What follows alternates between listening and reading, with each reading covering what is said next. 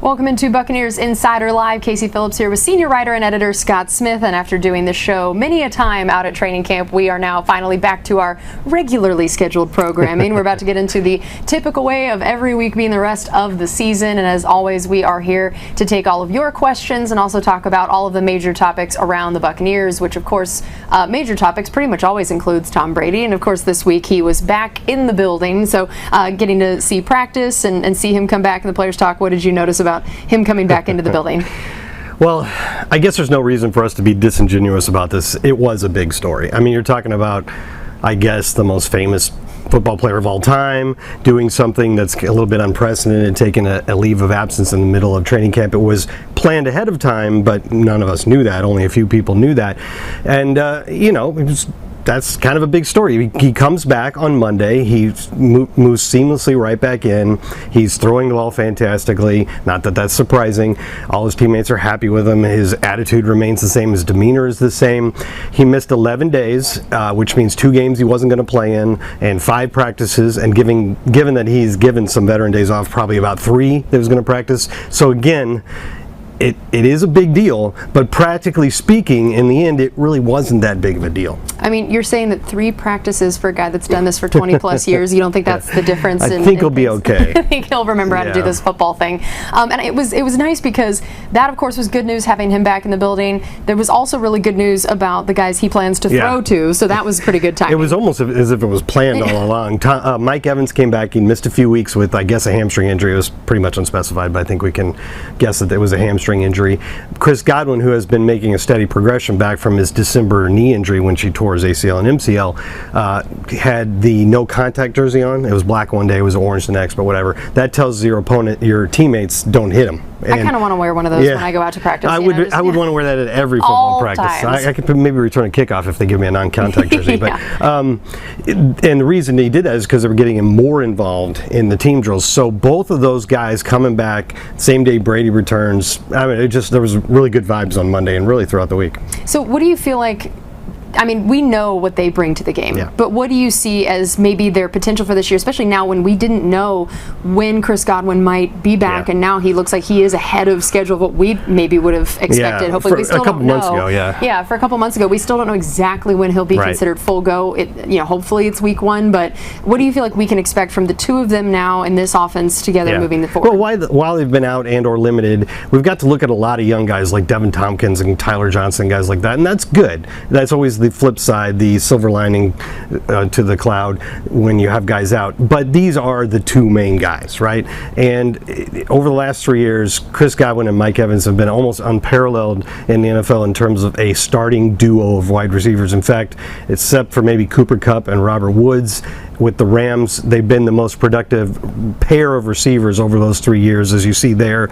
Obviously, the pair in Seattle has been very good too. Most touchdowns, and I'm talking about just receivers here, so I don't mean to be, again, disingenuous. If you put Travis Kelce and Tyreek Hill on there, it'd be pretty up. But just 2 starting wide receivers over the last 3 years, it's hard to be better than what Evans and Godwin have given the Buccaneers, and they're both fully still in their primes, so you can expect the same sort of production this year. And when you look at that, and it is the last 2 Super Bowl champions, I think it's safe to say that needing a pretty good wide receiver duo seems to be an important factor. In today's NFL, as you saw with all the contracts that were given out from Christian Kirk on this offseason, wide receivers are becoming more and more important every year, and you see it in the draft too. And then we hadn't gotten a chance to talk about the preseason game on Saturday in Tennessee. So I know, first of all, we unfortunately learned the news of Aaron Stinney and what that was going to mean, losing him. But on the more positive side, it's always good in the preseason to see some unknown guys really stepping up, having big games, guys that maybe you didn't expect to be vying for a spot or being impact players, getting a chance to show that they might be able to do that. So tell us about one guy that I know stood out to you in terms of Saturday. And I know she didn't try to say his name. Nope, didn't try. It was like, I'm going to let you do Olakunle Fatukasi, who, shameless plug, if you go to the Buccaneers website, maybe you're watching this here at the moment, check out our Salty Dogs podcast with Jeff Ryan and I interviewing Olamide Fatukasi, who we'll just call 03 because that's what his teammates call him, yes. 03. He has, so the Buccaneers inside linebacker position obviously starts with Devin White, Lavonte David, two of the best in the business, one of the best duos in the league, right? But behind that, there's virtually no experience. You've got the two guys you drafted last year, and Grant Stewart and KJ Britt, and then you've got two undrafted guys, including Olamide 03. And so if you're trying to keep a fifth guy there, especially if he plays on special teams, and Fatukasi had a stop on special teams in this last game, there's an opportunity there, and he's really been filling up the stat line over the two games. He had 1.5 sacks in the game in Tennessee. He's got a team-leading 15 tackles. He really has looked very rangy. If you look at this here, I mean, that's filling up a stat line in just two games right there. 3 tackles for loss. He's batted down a pass. Like I said, he got a stop on special teams. He's hit the quarterback several times. This is a guy who's really shown up quite a bit, and I'm not trying to tell you he's going to be a major player in the regular season for the Buccaneers, but he's done enough that you have to start thinking, could this guy crack the 53-man roster? And that's not easy to do on this particular roster. As Vice President of Player Personnel John Spytek said yesterday, the Bucs think they've built good depth throughout the roster, and it's not an easy roster right now for new people on the roster to crack for the 53-man roster. So if he were able to do that, that would be very impressive. And so let's also move over to the outside linebacker area, another guy that maybe isn't in the same boat as an 03 in terms of not being known and barely trying to make the roster, but a guy that has not been a starter and is trying to make a case to get some more reps is Anthony Nelson. And while we know Shaq Barrett and what he does now without JPP, there's a little bit more uncertainty in terms of how the reps and how much different guys are going to be on the field and what they're going to bring. Basically, if you just take JPP out of the equation and move everybody up a spot is what it is. So Shaq Barrett and JPP were the starters. Now Joe Tryon-Shoyinka is the starter, and Anthony Nelson, who was basically the fourth guy in your rotation last year, is now your third guy, which is a guy that plays a lot. And at the end of last year, Nelson was playing a lot as well because JPP was working through injuries. And so in the last half of the season, he had 5 sacks. In the last 3 games of last season, he really turned it on, got a lot of playing time, and built a lot of momentum. I mean, you see him rushing the passer really well right here in these clips.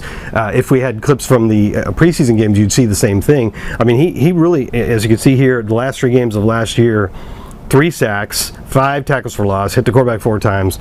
He did a lot of stuff. Yeah. And I think he's continued that momentum on through into this preseason. And he looked fantastic in that Tennessee game. And I don't know if he ended up getting a sack, but we had a lot of pressure on that quarterback, Malik Willis, who is really hard to tackle. Yeah. I mean, they had an opportunity for 7 or 8 sacks, and he just kept bouncing or off tackles or slipping through them. But that doesn't mean the pressure wasn't there. And if you have a less elusive quarterback, which almost every quarterback in the league is going to be less elusive than that guy was, you're going to get a lot more sacks, and he's just looked really good.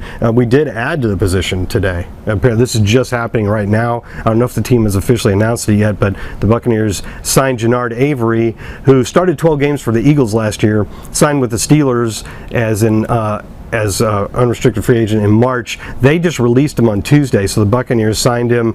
I think he's got some versatility inside and outside. He was playing outside linebacker for the Steelers up there, so we'll see, but at least it's a guy that has some experience because both the inside and the outside linebacker positions were a little light on experience depth. So and it's no guarantee that he makes a roster. There's still cuts next week, but obviously it's a guy that lends some experience we didn't have. Yeah, and we knew that Cam Gill had already been lost due to his injury. He was a guy who was really making a case for a spot for himself out there, and then Carl Nassib was added in response to that. So all of a sudden that position group looks pretty different than it did last year or even a few months ago. Well, there's just, like I said, there's more experience there because obviously Carl Nassib has a lot of experience, and John Spytek was talking about him yesterday and said that he was still playing at a high level. Sometimes you can't tell because I didn't watch the Raiders the last couple of years, except for when we played them, and his stats were not overwhelming, but he said he was still playing at a high level.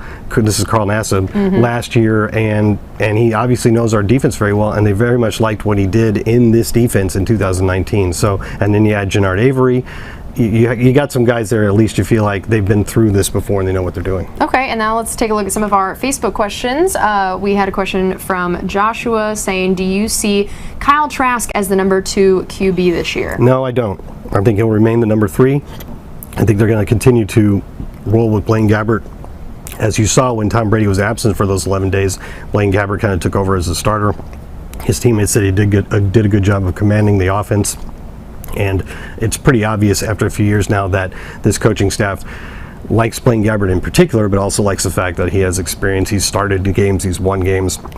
I think people are starting to feel better and better about Kyle Trask, but I don't think he's ready yet to be the number 2. Okay, and then our next question was, what is your opinion on Logan Hall through the first 2 games? From Bubba. Yes. Questions for you. Didn't read his name. Also, Bubba Creekmore, that sounds like an incredible country music star name. That's right. That's what that sounds like to me. You know what you have to do now, Bubba. Yeah. I think that he's looked good. I like the fact that the Buccaneers have the depth there, that they don't, because they signed Akeem Hicks, that they don't have to throw him in for 1,000 or 1,100 defensive snaps and make him the starter. He's now in a rotation. He, according to the coaches, has already looked very good as a pass rusher, which is the main thing that they talked about when they drafted the guy, a guy that can give you pressure from the interior.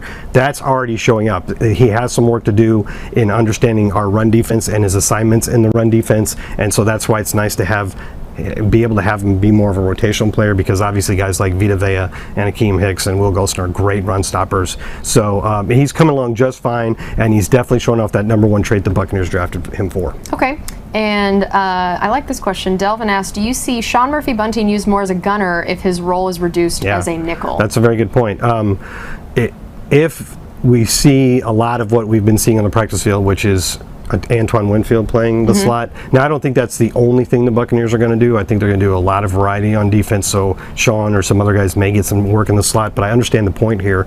The way it's been in camp mostly has been Jamel Dean and Sean Murphy-Bunting basically competing for that other starting outside cornerback spot opposite Carlton Davis. And obviously during the course of the season, all those guys are going to play a lot. But one of them is going to get the starting gig to start the season, and it makes a lot of sense that the other one you would work into the mix a lot on special teams, particularly as a gunner. He brings up Sean Murphy-Bunting. I actually think Jamel Dean makes a potentially better gunner. Because he's just so fast. And he's bigger, too. And big, yeah. All right, I'm going to kind of combine these two. So our first one was asking, do you see us picking up a center in free agency? And then our question from Josh said, how does Hainsey look at starting week 1? So center position, go. Yeah, right. That has been the number 1 question I've seen in things like doing mailbags and so on, is are the Buccaneers going to sign a experienced center now that Ryan Jensen is going to at least miss a good portion of the regular season? I think it's probably a good sign that he hasn't been placed on injured reserve yet.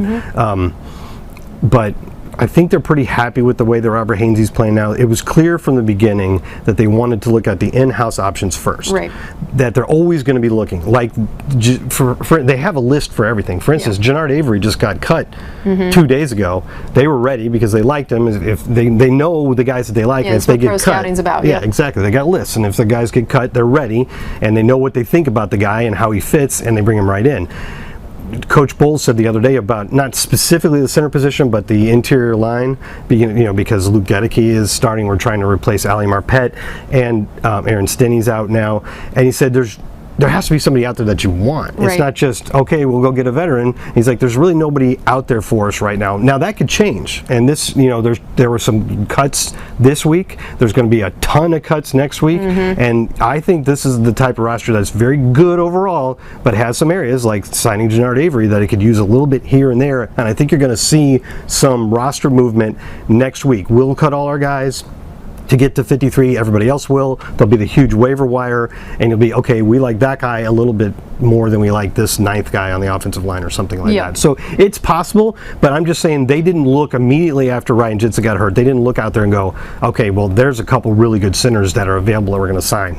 It's kind of a developing situation. I think the in-house option is their first idea, but don't count out the idea of them signing some experienced depth. All right, and we'll close with this one. Corbin wanted to know, how many cornerbacks will we have in the 53-man roster? Corbin Spicer's a pretty good name, too. People are coming with the names today. Coming in here hot. How many QBs will we have on the 53? I still think it's going to be 3. Tom Brady is probably going to make it. Blaine Gabbert, I believe, out on a limb, I can tell this morning. I believe will be his main reserve, and I do think they will keep Kyle Trask. I do understand the concept. Oh, I'm sorry. Cornerbacks, not quarter. Oh, okay. I thought you were just going to go through the whole 53, and I was going to let you do it. 3 quarters. Yeah. Okay. I think here's the thing.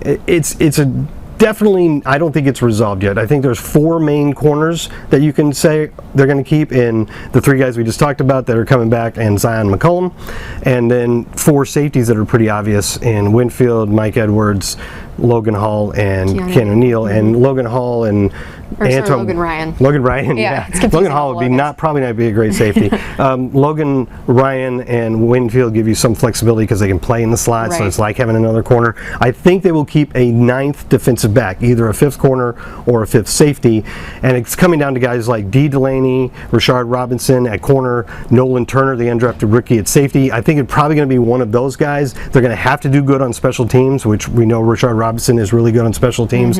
So it's probably going to be one of those 3 guys. So if it comes down to Nolan Turner, then we probably only keep 4 corners. If it comes down to one of Robinson or Delaney, then we keep 5 corners. It's going to be something along those lines. All right, well, that is going to do it for us on this edition of Buccaneers Insider Live. Thanks as always for being with us, for those awesome questions, and we'll be back here next week.